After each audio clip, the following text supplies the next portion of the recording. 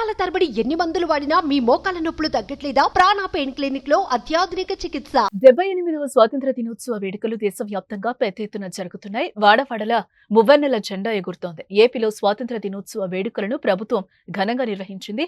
CM Chandrababu విజయవాడలోని ఇందిరాగాంధీ స్టేడియంలో జాతీయ జెండాను ఎగురవేయగా, కాకినాడ పోలీస్ పెరెడ్ గ్రౌండ్స్ లో నిర్వహించిన స్వాతంత్ర దినోత్సవ వేడుకల్లో పవన్ కళ్యాణ్ పాల్గొన్నారు.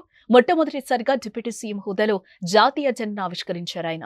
గుంటూరు జిల్లా స్వాతంత్ర దినోత్సవ వేడుకల్లో నారా లోకేష్ పాల్గొన్నారు. ముఖ్య అతిథిగా హాజరైన ఆయనకు జిల్లా పోలీసులు వందనం స్వీకరించారు. తర్వాత జెండా ఎగురవేసి ప్రసంగించారు. అయితే నారా లోకేష్ పాల్గొన్న వేడుకల్లో ఓ డ్రోన్ ప్రత్యక్షం కావడం కాసేపు కలకలం రేపింది.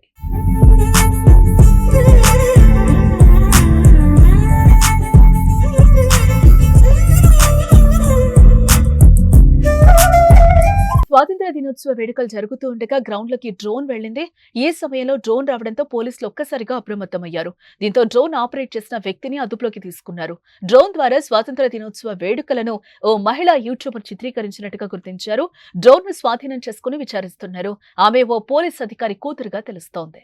ఇక రాష్ట్రంలో మంత్రులు, ఎమ్మెల్యేలు, ప్రతిపక్ష నేతలు జెండా వందనంలో పాల్గొని స్వాతంత్ర సమరయోధులను స్మరించుకున్నారు.